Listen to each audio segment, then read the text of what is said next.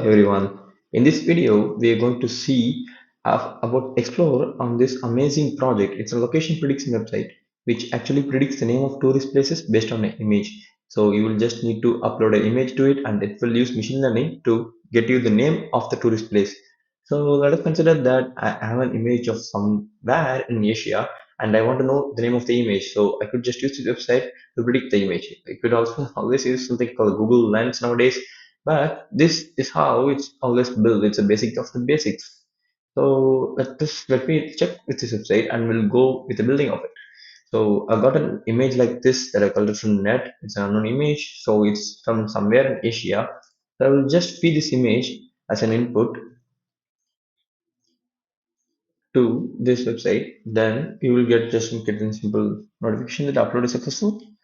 Then you will go to prediction. So it will take some time to predict, and after it is predicted, there's a pop-up which will show up showing the probability of the prediction. So it will give you a list of names of the prediction. So the first one will be the name of the location, the highest probability. So it's most probably the location that we want.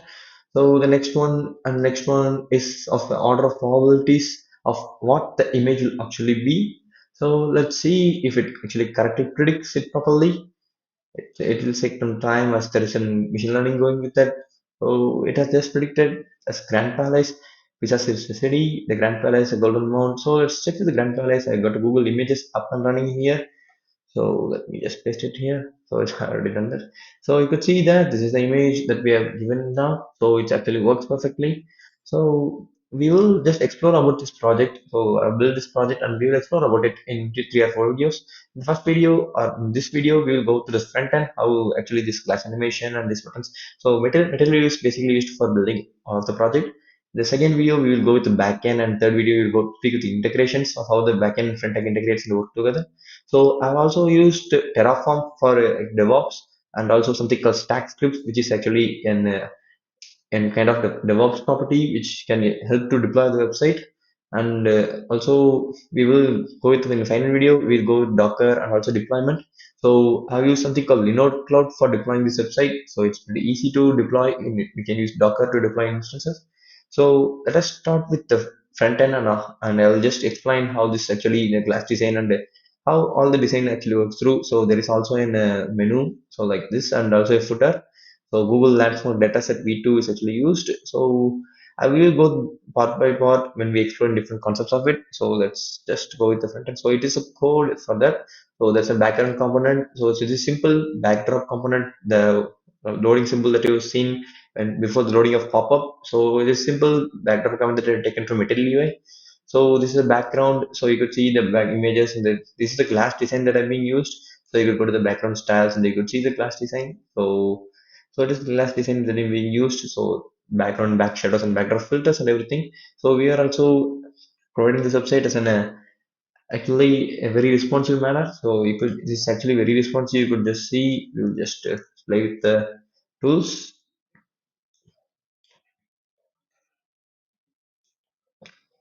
So you could see that it's pretty much responsive. Menu also changes according to that. So yes. So yes, let's go with the code. So there's a footer section. If you need to make any modifications or do anything, I'm just showing you where everything is actually present and how it actually makes everything work. So this responsive design again. So I have put all the images in here. There are some gradients that's a website called Hacky which can be used to create gradients. I've created some gradients from there and then used them. So this is a navbar. So I use a simple styling for navbar. So like very simple basic styles. So and this is a pop-up. So the pop-up is kind of complex code. So as everything after predicting and that he gets results from the database for the backend, we will load them into this pop-up and show this pop-up. So this is pop-up. Everything is basically made from Material UI with basic customization. So this is the basic React application with the TypeScript, and there are also Docker files and needs configurations files for deployment. So this package is JSON. I use a proxy to actually communicate with the backend, but in production scenarios, we could always have an backend URL in the environment variables and use that to actually configure the backend URL.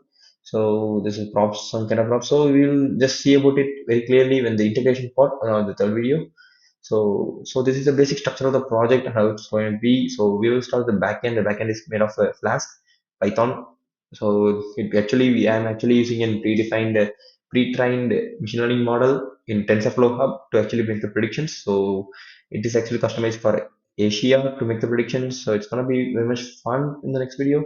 So that it is it's a bit complex and a little bit of what I could say a little bit of messy code in there, but I think you could make a good understanding. So the global styles is there. So global styles and also index is the normal thing. So yes, let's see about it every part in the next upcoming videos. So